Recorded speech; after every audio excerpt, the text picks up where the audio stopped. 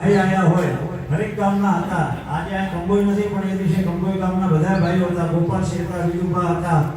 તો એ બધાની રૂબરૂમાં અમે ચર્ચા કરી અને ત્રણ બાપુમાંથી અમને એવું યોગ્ય લાગ્યું કે આજે અત્યારે આપણે બેસાડા બાપુની બેસાડવાથી આપણા આ જે મઠનો એનો વિકાસ થાય અને જે મઠની જે પણ આપણી સંપત્તિ હોય એ સચવાઈ રહે. એ હેતુથી બાપુએ અમને 4 વાર પૂછ્યું, તમે કહેતા હોય તો હું જાહેરાત કરું, નકે નહીં હજી તમારે જેની હરે ચર્ચા કરવી હોય એની હરે કરી શકો છો. તો આપણી સાથે હાલ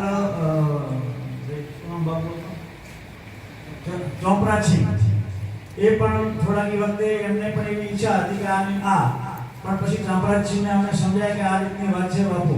એટલે ચાંપરાજીની સાથે જે બધા હતા એટલે ચાંપરાજીને મેં કીધું તમે એ બધાને મનાવી અને પછી બાપુને કહો કે ભાઈ બાપુ નામ જાહેર કરે. ચાંપરાજી એ લોકો હવે ચર્ચા કરી પછી આવી અને ચાંપરાજી એવું કીધું કે બાપુ બોલાવી નાખો વરનાથ બાપુની જે આપ જાહેર કરો, કોઈ વાંધો નહીં, બધા જ સમાજ અમે તો હતા જ પણ એવું હતું જે સમાજ હતો થોડો ઘણો એ ચાંપરાજી સાથે બધા ચાંપરાજી આવી અને કીધું. અને પછી આ બાપુએ પહેલા 3 વાર બાપુ બોલ્યા હતા કે અગરનાથ મહંતના બદ્રીનાથ બાપુ બોલશે પછી આ બોલ પાછો નહીં ખેંચાય. બધા આપણે 3 વાર અગરજીની જય બોલાવી અને પછી બાપુને કીધું તમે બોલો, કોઈ વાંધો નહીં, અમે બેઠા છીએ. અને પછી જ બાપુએ જાહેરાત કરી. બાપુએ કોઈ આપણા ઉપર જોર જબરીથી જાહેરાત નથી કરી. સમસ્ત સમાજ ત્યાં ચૌધરી સમાજ હતા, બીજો સમાજ હતો, ગોસ્વામી હતા, ઠાકોર સમાજ હતો. ગોસ્વામી સમાજમાં પૂછવાનું આવે તો સિયોરી સાઈડના જે અજપુરી ગોસ્વામી સમાજ હોય એ લોકો હતા હાજર. એટલે કોઈ પણ એવું કહેવા માંગતો હોય કે આ જોર જબરીથી મહંત બેસાડી દીધો છે કે કોઈ વિધિ નથી કરી. ત્યાંના અમુક લોકો એવું કે પાલકી 7 ગામમાં ફરે. કોઈ પણ પૂછ્યો પાલકી કોઈ દિવસ આ દરવાજા બહાર ના નીકળે. પાલકી મહંતની અંદરની અંદર જ રહે, અંદરની અંદર પાલકી ફરીને સમાધિ આપવાની. એટલે કોઈને ખ્યાલ હોય એવા બધા અમુક વિચારો લાવીને વ્યક્ત કરતા કે અમારે ભાઈ પાલકી બહાર ના લાવીને અમારા ગામમાં ના લાવી. અને જે પરંપરાગત રીતે જ સમાધિ આપી છે. સમાધિ આપવાની હોય જે સિયોરી સાઈડના ગોસ્વામી સમાજ એમનો છે એ લોકોએ. આ સાઈડ હોય દેવદરબાર હોય તો આપણો ખરાજ એરિયાના અને આ સાઈડના ગોસ્વામી સમાજ એમને સમાધિ આપવાની હોય. એટલે જે હંસપુરી બાપુ એનું નેતૃત્વ કરતા હતા, પોતે પૂરેપૂરું નેતૃત્વ કરી કઈ રીતે સમાધિ પરંપરાગત અપાય એ રીતે જ આપીશ. એમાં કોઈ કચાશ કરી નથી. પણ અમુક સમાજને આ આપણી પરંપરાગત ગાદી મઠ પડાઈ લેવો છે એવું મારા ધ્યાનમાં લાગે છે. અને એ લોકોએ અલગ અલગ મીટિંગો ભરી અને આ મઠની આપણે તે દિવસે બાપુનો સંપૂર્ણ હતો જગદીશપુરી બાપુનો એમનો આપણે આપણા સમાજમાં કેતોબારનો એ બગાડ્યું. ખરેખર એમને જો માન પ્રત્યે પ્રેમ હતો તો એ દિવસે તો પોતે સૌએ આવી અને જે એમનો પરંપરાગત સંપૂર્ણની અંદર ધૂપદીવો કરવો પડે એ કરવાનું. એની જગ્યાએ આખો એક સમાજ આવ્યો અને બીજા સમાજોને ભડકાઈ અને આખી કાંકરેજ તાલુકા આખા ગુજરાતની અંદર આપણા મઠનું નામ ખરાબ કઈ રીતે થાય એ રીતે આખું વાતાવરણ બનાવ્યું. તો આ જે નિર્ણય લીધો છે એ નિર્ણય કોઈ આપણે પરંપરાગત ગોસ્વામી સમાજની કે એવી આ ગતિ નથી. આની પહેલા હરિપુરી બાપુ હતા એ ગોસ્વામી હતા. એની પહેલા મણિપુરી બાપુ હતા એ દેસાઈ હતા. એની પહેલા જે બાપુ હતા એ લિંગોના રજપૂત હતા. તો ક્યાં પરંપરાગત આવી? કોઈ પણ આપણા મઠ જ્યાં દેવદરબાર હોય, અમરનાથ હોય, રાજપુર હોય, રામપુરા હોય કે ધડીમાઠ હોય, ત્યાં એ પરંપરાગત છે કે ત્યાં જેનું લાગતું હોય એને જે યોગ્ય લાગે એ બાપજીને એ નિમણૂક કરી શકે. કોઈ જગ્યાએ કોઈ પણ સમાજનો પર્સનલી હક નથી. અને એ રીતે જ આપણે આ મહંતને બિરાજમાન કર્યા છે અને આપણા કહેવાથી કર્યા છે. તો મારી આપ સૌને વિનંતી છે કે આપણા સમાજમાં ભાગલા પડે માટે એ સમાજે અમુક ગામોમાં જઈ અને મિટિંગો કરી અને એવા એવા ભાષણો કર્યા જેનાથી મઠનો ઠીક પણ આપણો જે એકતા રહી એ પણ તૂટે.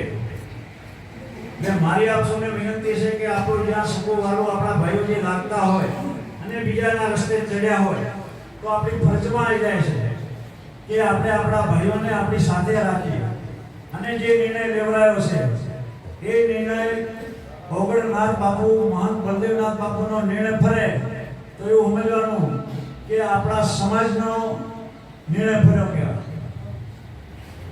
એ બાપુ બોલે એટલે આપણે જીવ દઈ દેવા તૈયાર છીએ. તો એ મઠમાં બાપુને બેઠે આપણે તો અહીંયા ચા પી 100 રૂપિયા મૂકી નીકળી જવાનું. આપણે કોઈ ખાવા પીવાનું કરી બીજું કાંઈ માં કાંઈ લેવાનું કરી.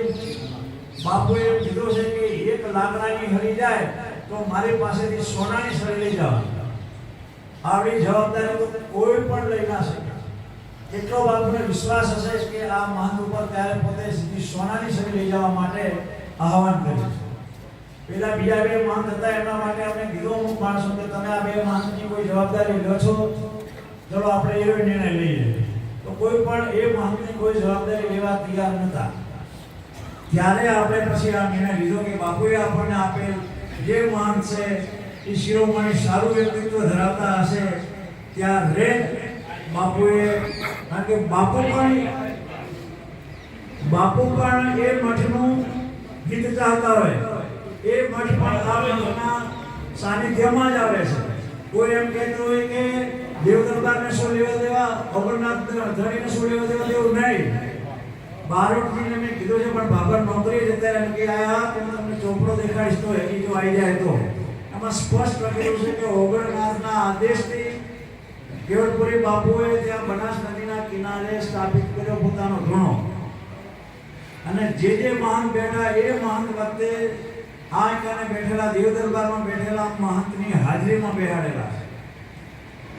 તો પછી કઈ રીતે ત્યાં એ સાઈડના લોકો એવું કહે છે કે દેવ દરબારને શું લેવા દેવા, દેવ દરબારને પહેલું લેવા દેવા અને પછી આપણા સમાજને લેવા દેવા. સમજી લો.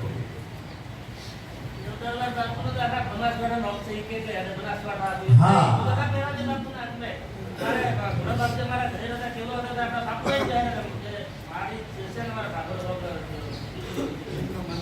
બાપુ એટલે હકીકતમાં અમરનાથ થળી જે રહી નાથ રહ્યા એ આપણે આખું ઉત્તર ગુજરાતનું સર્વોપરી સ્થળ છે. પણ હવે અત્યારે સિદ્ધપુર પેલા હમણાં કાલે લોકોએ શ્રદ્ધાંજલિ આપી અને સીધું એના ઉપર 1008 લગાડી દીધું. બાપુ 1008 એમ લાગે? 1008 લગાવવા માટે કેટલી તપસ્યા જો ત્યારે 1008 લાગે.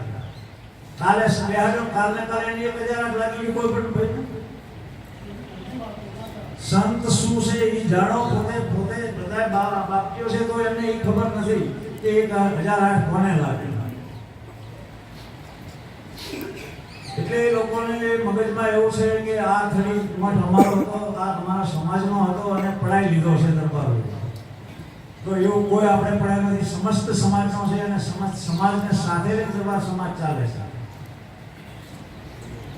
બહુ વધારે ના કહેતા મારે આપ સૌને વિનંતી છે કે આ આપણા ઓગણનાથ બાપુ બલદેવનાથ બાપુના સવાલ માટેનો આ મીટિંગ છે. એવી વાતો આવે છે કે આ મંત્રને ગમે તે રીતે ઉઠાડીને આપણે બીજો બેહાડો. તો મારી આપ સૌ ભાઈઓને વિનંતી છે કે કોઈ પણ હિસાબે આ મહંત નથી બદલાવાના. એના માટે એમને કોર્ટમાં જવું હોય તો છૂટી છે, પણ કોર્ટ સિવાયનો કોઈ પણ રસ્તો એ અપનાવશે તો એ રસ્તો રોકવા માટે હું આપણા સૌ સમાજને આહવાન કરું છું કે એના માટે આપણે જે પણ રસ્તો અપનાવવો પડે એ અપનાવવાનો છે. આપણા મઠને, આપણા સમાજને આપણું કોઈ પડાઈ ના જાય એના માટે હું આહવાન કરું છું.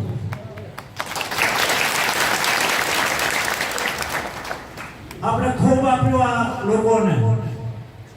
આપણી પાસે છે હજી લોકશાહીમાં પડાઈ લેવું છે. એ વાત થઈ છે ટ્રસ્ટ બનાવવાનો છે અને ટ્રસ્ટની અંદર અમે કંબોડિયા અહીંયા કીધું અમે હરેક સમાજના લેવાના છે. સોલંકી સમાજમાંથી પણ લેશું, વાઘેલા સમાજમાંથી લેશું, બીજા સમાજમાંથી, ઈતરમાંથી લેશું, બ્રાહ્મણોમાંથી લેશું, સૌ સમાજને આમાં સાથે લઈને ચાલુ છે. અમે અમારી જાગીરનો છે તે છતાં અમે બધાને સાથે રાખવા માંગીએ છીએ. અમારે પોતાનો એટલો હક નથી કે અમે અહીંયા આપવા વાળા છીએ, અહીંયાથી લેવા વાળા નથી. એ માટે આજે આવડો મોટો થયો છે તો અમે આપ્યું છે ત્યારે થયો છે, અહીંયાથી લઈ ગયા હાથ તો ના થા. જે મારી આપ સૌને વિનંતી છે, આના માટે જેવી પણ આપણે ફાઇટ આપવી પડે એ આપણા બાપુના સવાલ ઉપર આપણે આપવાની છે. વધારે ના કહેતા આપ સૌને મારા કોઈ પણ બાબતમાં ખોટું લાગ્યું હોય તો મારા સમગ્ર ભાઈઓને હું માફી માંગુ છું જાહેરમાં. અને આપણે બાપુનો સવાલ રાખવા માટે જે હદે જવું પડે એ જવાનું છે. બસ એ ભગવાનનાથ મહારાજ